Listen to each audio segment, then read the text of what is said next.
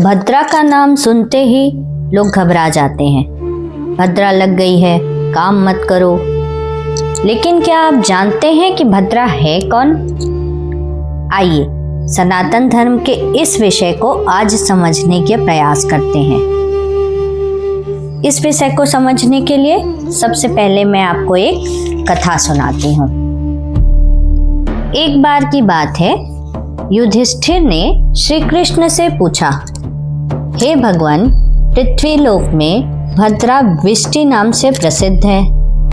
वह कौन है, कैसी है, क्या है, किसकी पुत्री है, उसका पूजन किस विधि से किया जाता है?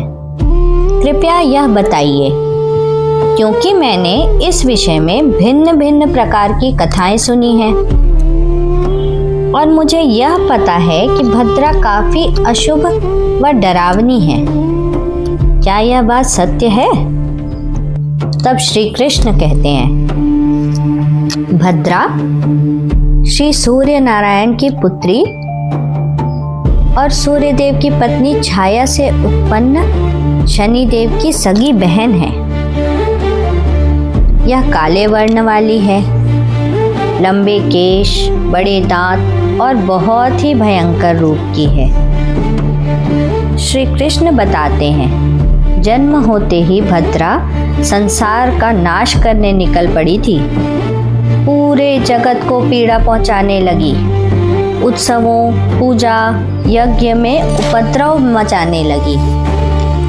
उसके इस स्वभाव को देखकर भगवान सूर्य चिंतित हो उठे और उन्होंने शीघ्र ही उसका विवाह करने का सोचा, परंतु कोई भी भद्रा से विवाह करने को तैयार नहीं हुआ।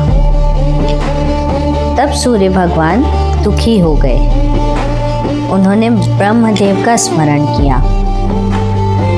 ब्रह्मदेव प्रकट हुए और तब सूर्य भगवान ने ब्रह्मदेव से उपाय बतलाने को कहा। श्री कृष्ण युधिष्ठिर को आगे बताते हैं, तब ब्रह्मदेव ने उपाय बताते हुए कहा, हे भद्रे, जो भी व्यक्ति यात्रा, प्रवेश तथा किसी भी मंगल कृत्य में, जैसे कि खेती, व्यापार, उद्योग आदि में तुम्हारे समय में करे, उन्हीं में तुम विघ्न करो। हर एक को परेशान मत करो। मैं ब्रह्म स्वयं तुम्हें पंचांग में एक विशेष काल देता हूँ। तुम उसी विशेष काल में निवास करोगी। उस समय जो भी शुभ कार्य करेगा उसमें बाधा आएगी। वह समय तुम्हारा होगा। बाकी तुम हर एक को परेशान नहीं करोगी। जो तुम्हारा आदर ना करे उसका कार्य नष्ट कर देना।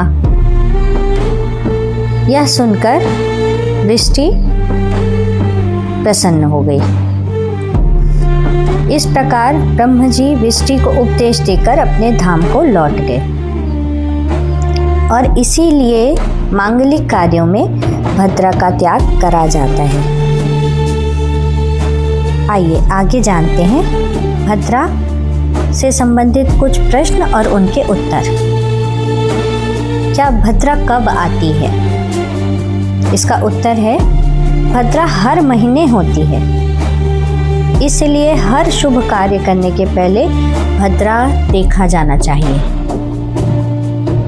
भद्रा चंद्रमास की तिथियों में विशेष समय पर आती है। विशेषकर जब भद्रा पृथ्वी लोक में होती है, तब विवाह, गृह प्रवेश, व्यापार आदि वर्जित माने जाते हैं। लेकिन जब भद्रा स्वर्ग लोक या पाताल लोक में हो, तब उसका प्रभाव कम माना जाता है। एक अन्य प्रश्न आता है कि क्या भद्रा हमेशा अशुभ है? आइए उसका उत्तर देखते हैं हम। नहीं, भद्रा का समय शुभ कार्यों के लिए वर्जित है, परंतु युद्ध, शत्रु विजय, शस्त्र अभ्यास, तंत्र साधना और कठोर निर्णय के लिए यह समय बहुत उत्तम माना जाता है। महाघात काल में भी कहा जाता है कि कुछ युद्ध निर्णय भद्रा काल में ही लिए गए थे। तो हमें इस कहानी से क्या सीख मिलती है?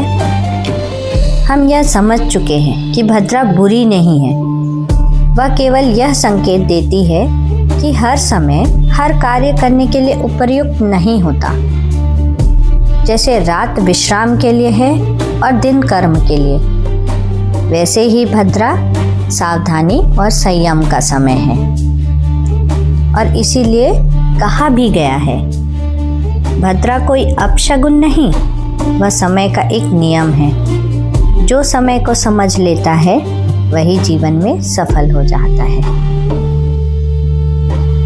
अगर ये कहानी आपको अच्छी लगी तो प्लीज़ इस कहानी को लाइक कर दीजिए। मेरे चैनल कवच 108 को सब्सक्राइब कर दीजिए ताकि इस तरह की और कहानियाँ हम आप तक पहुँचा सकें। Thank you for watching.